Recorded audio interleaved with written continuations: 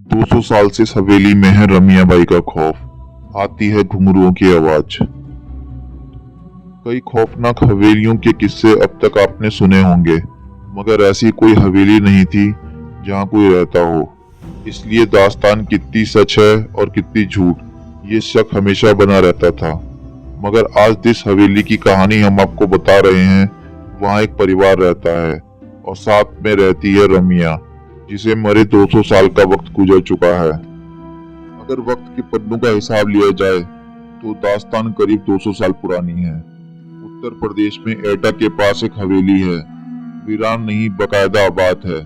एक परिवार के लोगों से, मगर तबाह है एक रूह से।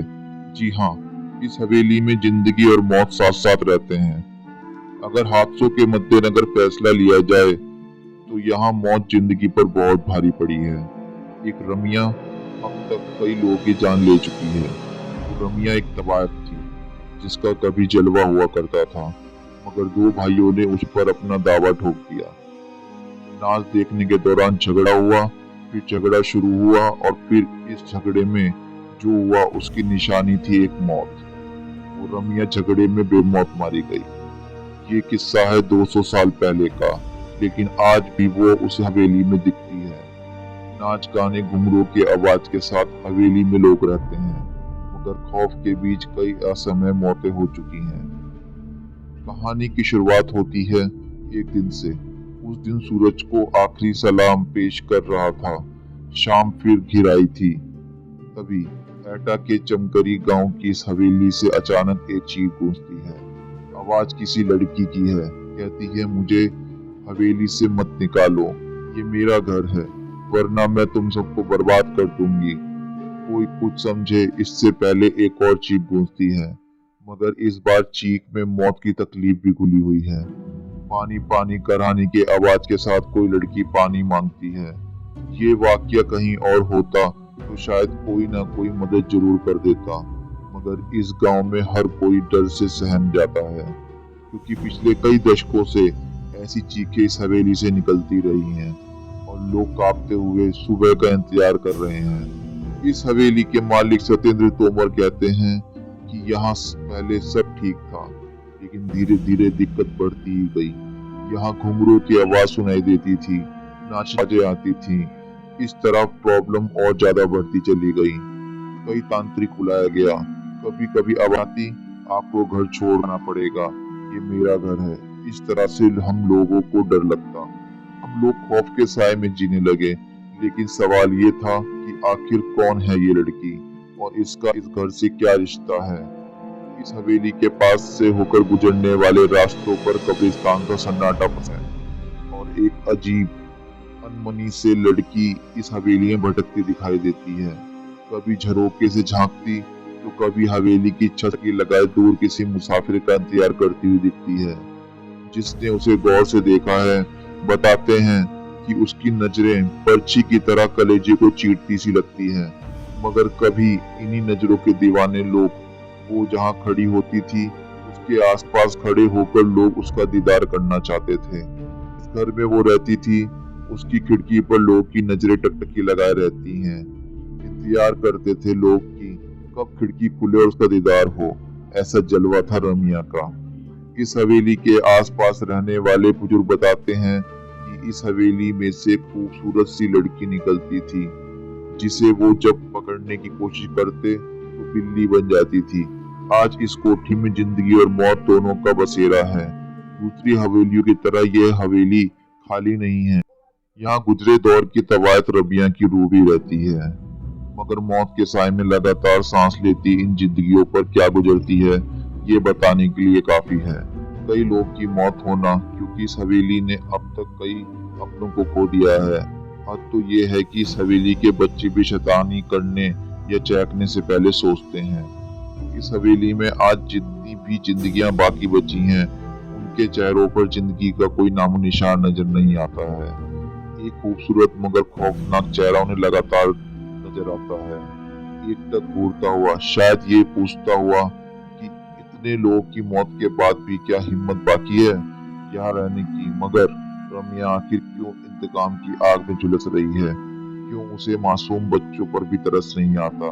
क्या हुआ था उसके साथ। रमिया बाई, उसकी पायल जब चमकती थी तो लोग दीवाने हो जाया करते थे।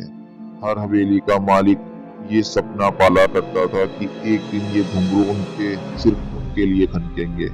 बात करीब 200 साल पुरानी है, जब रमिया इस हवेली में मुजरा किया करती थी। रमिया की दीवाने की फहरिस्त में इस इलाके के 2 सगे भाइयों का नाम भी शुमार हुआ करता था, जो तकरीबन हर शाम उसी के पास गुजारा करते थे। मगर रमिया उस बला का नाम था जिसकी खूबसूरती और हुनर के आगे क्या रिश्ते और क्या नाते पल भर में बिखर जाते थे। और यही हुआ उन दोनों भाइयों के साथ भी। रमिया को लेकर दोनों इस कदर जज्बाती हुए कि एक दूसरे की जान के दुश्मन ही बन गए। और जब रमिया ने बेकाबू हालत काबू में करने की कोशिश की तो गुस्से से लहराता एक खंजर रमिया के ही शरीर में उतर गया। दरअसल कहा जाता है कि दोनों भाइयों की लड़ाई में रमिया बीच बचाव करने में आ गई। वो चाहती थी कि दोनों में खून खराबा ना हो, लेकिन हुआ इससे ठीक उलट। खून तो हुआ, लेकिन उन 2 भाइयों में से नहीं बल्कि रमिया का, जिसका कोई कसूर भी नहीं था। अगर कोई कसूर था तो वो उस खूबसूरती की कसूर था, तो उसकी दीवानगी, और कसूर था कि उसकी चमकती कमर और दिखाती चाल का, जिस पर वहां से 7 कोस दूर तक वाले भी खींचे चले आते थे। लेकिन आज उसी खूबसूरती पर 2 भाई ऐसे टूटे कि आपस में ही भिड़ गए और खंजर रमिया के सीने में घुस गया।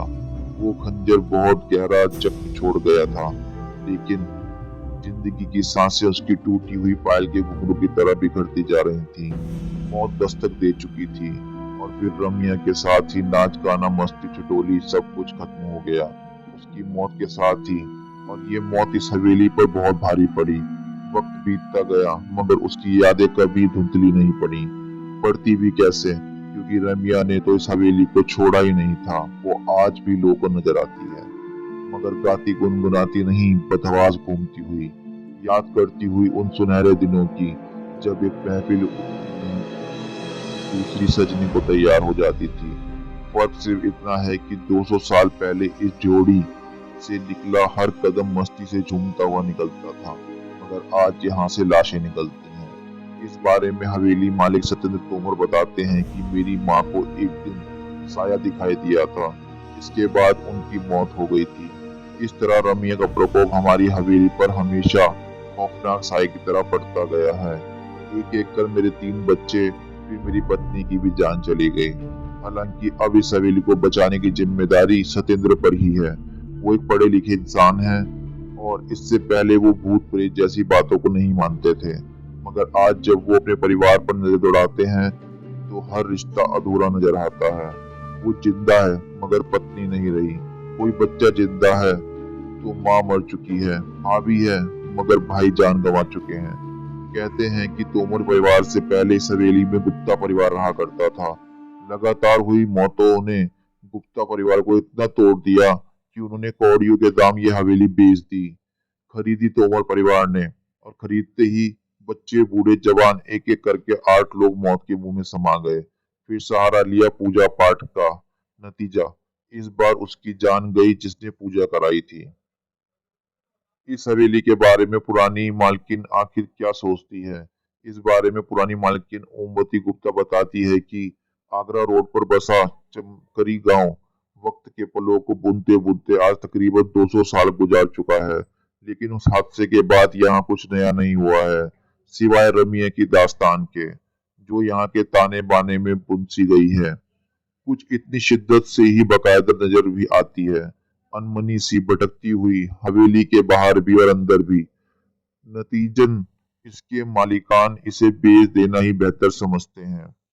यही वजह है कि आज इस हवेली में किसी के चेहरे पर रौनक नजर नहीं आती। बच्चे गुमसुम से रहते हैं, बड़े जैसे बस जिंदा हों। घर घर सा नहीं लगता, और लगे भी कैसे, क्योंकि घर में उन्हें कोई अपना नजर नहीं आता। अलबत्ता छीना जरूर उनके तमाम अपनों को इस रमिया ने। रमिया का सच क्या है हम नहीं कह सकते। हाँ, इतना जरूर कह सकते हैं कि यहाँ रहने वाले दोनों परिवार बेहिसाब बेवजह मौत हुई है इनकी। और अगर ये सब कुछ इत्तेफाक है तो यकीनन बहुत खौफनाक इत्तेफाक है ये, शायद रमिया के खौफ से कहीं ज्यादा खौफनाक। अब इस हवेली के मालिक इस हवेली को बेचने की सोच रहे हैं, लेकिन खरीदार उन्हें मिलते नहीं। उनके पास कोई चारा नहीं है यहाँ रहने के सिवा। अगर ये कहानी आपको अच्छी लगी हो तो प्लीज मेरे चैनल को लाइक करें, सब्सक्राइब करें। Thank you.